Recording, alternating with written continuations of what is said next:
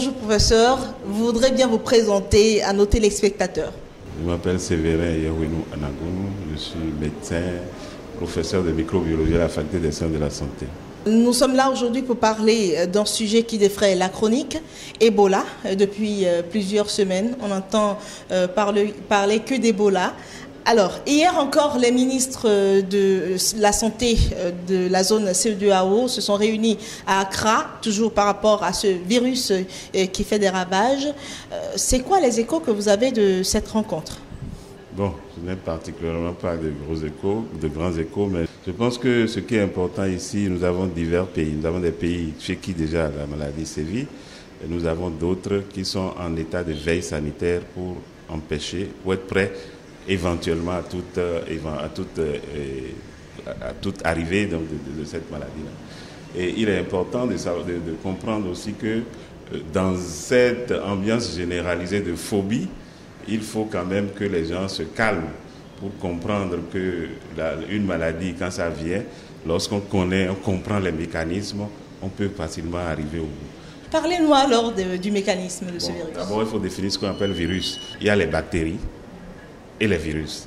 Les bactéries, ce sont des micro-organismes qu'on voit au microscope. Les virus sont encore beaucoup plus petits et on ne les voit même pas au microscope ordinaire. Et ce sont des organismes qui infectent les gens, les humains, mais aussi les animaux. Et plus particulièrement en parlant de ce virus-là, nous on dit généralement la carte d'identité du virus. Donc c'est un virus qui appartient à une famille qu'on appelle Filoviridae. Si vous voyez bien les images, c'est sous forme de fil qu'on appelle Filoviridae. Et ce virus-là, c'est un virus qui engendre une maladie, une zoonose, une maladie au niveau des animaux. Les singes, les chimpanzés, les chauves-souris, donc ces animaux font la maladie. Donc c'est une maladie qui sévit au niveau d'un environnement précis. Et l'homme n'interfère accidentellement que dans ce secteur-là. Pour résumer, c'est un virus donc, qui, lorsqu'il infecte l'homme, peut-être les premiers cas, c'est entre le singe et l'homme, bien les animaux et l'homme, mais dès que ça infecte l'homme, il y a une transmission interhumaine. Cette transmission se fait par contact direct, soit en se saluant, bien sûr, si on a le virus dans le corps, mais c'est surtout par les vomissures, la sueur, tous les excrétas. Et ça se transmet par piqûre, pas par piqûre. Lorsqu'il y a une brèche cutanée aussi, ça peut rentrer par là. Donc c'est pourquoi on dit il ne faut pas se saluer.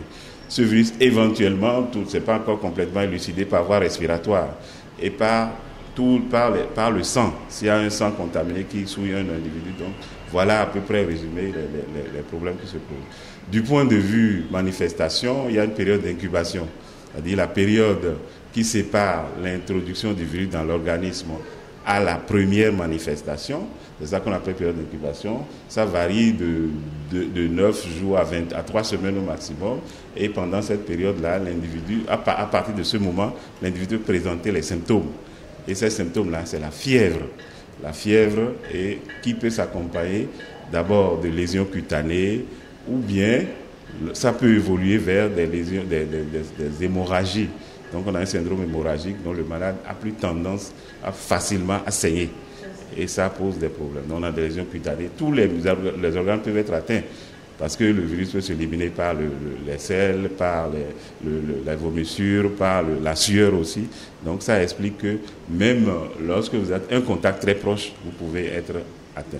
Mais c'est lorsque le virus est dans l'organisme. Ce n'est pas les cas suspects, les cas confirmés. Et ça, c'est important de le savoir. C'est ça. Alors, quand vous le dites comme ça, il y a des personnes qui contractent la maladie et qui en meurent quelques jours après. Il y a d'autres qui restent avec et ça se révèle beaucoup plus tard. Comment est-ce qu'il faut savoir que c'est de cela qu'il s'agit ? Grossièrement, ce qu'il est important que la population sache, c'est que si vous avez un cas suspect, un cas de fièvre aujourd'hui, d'un malade, de quelqu'un, chez un patient qui provient d'une zone où il y a l'épidémie, on peut penser qu'il est suspect. Et à partir de ce moment-là, on le surveille. On fait des prélèvements pour savoir si la suspicion est confirmée.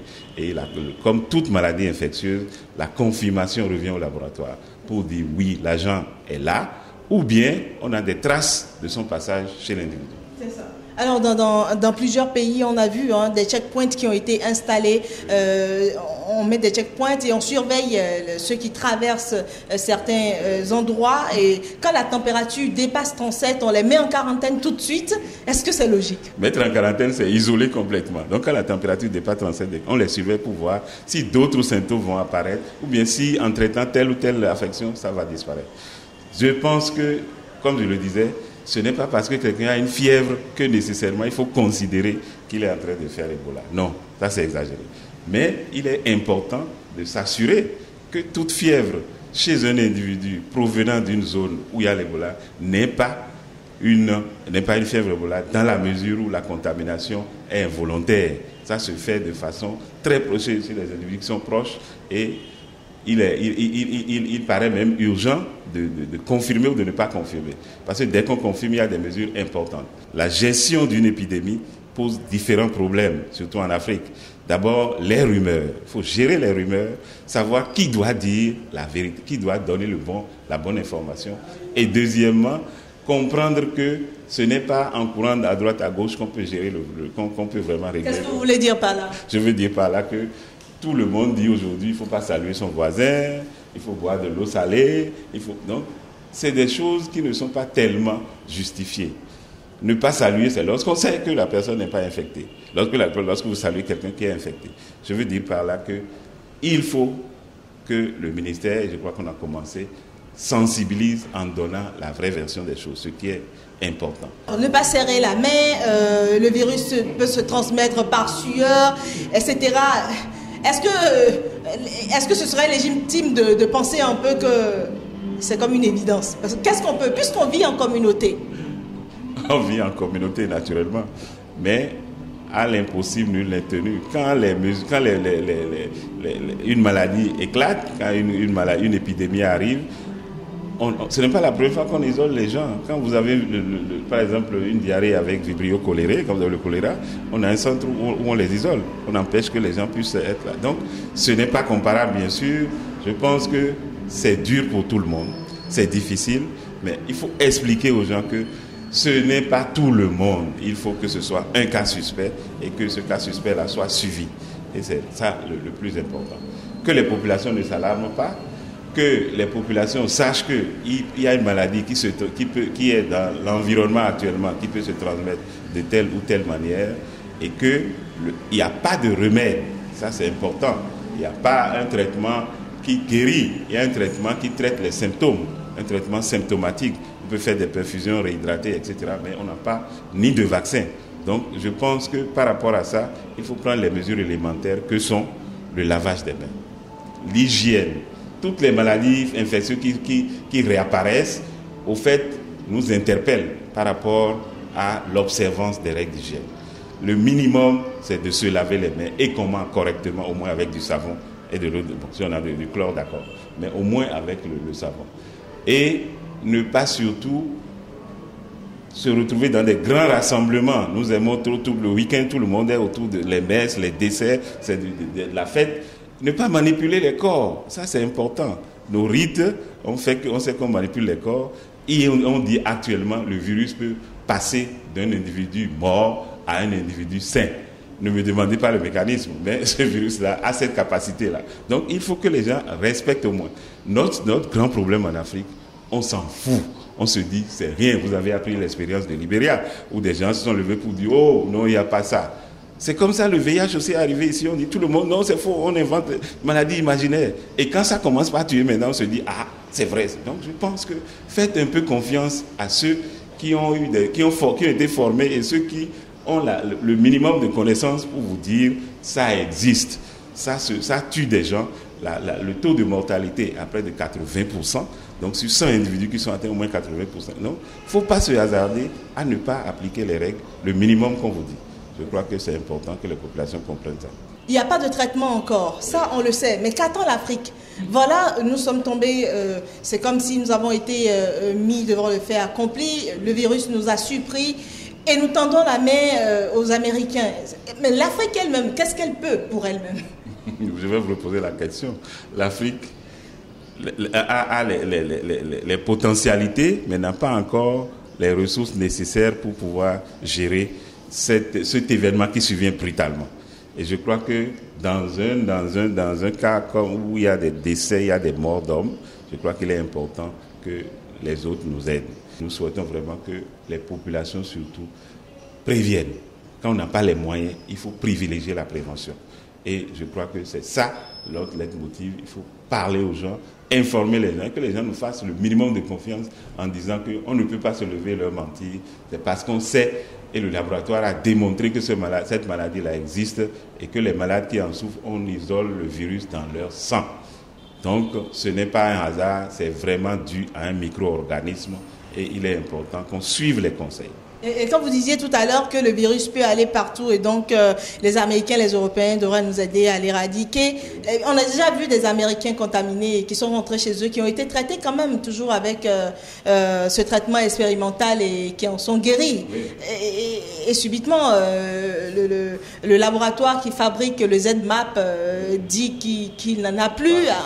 Alors, qu'est-ce qu'il faut comprendre de tout ça? Il faut comprendre que la recherche, c'est important pour nos pays et que cette recherche-là aboutit à des résultats concrets et que les retombées doivent être aussi utilisées chez nous. Si aujourd'hui on ne parle plus du sida comme avant, je donne toujours l'exemple du sida parce que ça a permis de faire beaucoup de recherches, c'est parce qu'on a découvert des antirétroviraux qui, même s'ils ne guérissent pas complètement, permettent de prolonger la vie des malades. C'est sur la base des recherches importantes qui ont été faites dans les pays qui ont les grands moyens. Donc je pense que nous devons aussi nous convaincre que nous devons contribuer à cette recherche-là et savoir que ces recherches-là vont permettre de donner de répondre à des questions qui se posent dans notre collectivité. Donc par rapport aux médicaments, c'est sûr que dans quelques mois, en tout cas dans 1 an ou 2 ans, il y a des essais qu'on doit faire pour permettre que ces médicaments soient disponibles pour traiter tout le monde. Mais en attendant, qu'est-ce qu'on peut faire? Il n'y a que la prévention. Vous êtes du service de virologie. Nous savons que dans plusieurs pays, des médecins ont perdu la vie en voulant traiter des gens qui étaient infectés. Est-ce que vous avez peur du virus Ebola? Disons que j'ai peur, mais je n'ai pas la phobie. Nous sommes médecins. Et d'abord, quand on est médecin, quand le malade arrive, vous ne savez pas ce qu'il a. Il vous expose d'abord, il vous met en contact avec ces germes. Et je crois que c'est pourquoi je dis la prévention, c'est une affaire personnelle. Il faut être sûr que aujourd'hui, on parle d'Ebola. On ne sait pas tous les germes que les malades nous envoient. Et quand vous recevez quelqu'un qui est malade, qui vient dans votre bureau peut-être climatisé, vous avez des risques. Nous, on travaille ici avec les tuberculeux. Mais je vous dis que pendant plusieurs personnes ont été atteintes de tuberculose. Parce qu'on sait que à tel stade, il faut prendre telle précaution. À tel stade, il faut prendre telle précaution. Pour finir, mesures à prendre. Quel espoir? Grand espoir. Parce que à partir des mesures à prendre, les mesures à prendre surtout en observant les mesures d'hygiène, se laver les mains, ne pas embrasser comme on le faisait auparavant, ne pas s'exposer à quelqu'un qui a une fièvre et éviter les grands rassemblements, tout ça. Donc, ces mesures à prendre, si on observe bien ces mesures, on devrait prévenir la transmission d'un cas suspect, d'un cas confirmé à un autre.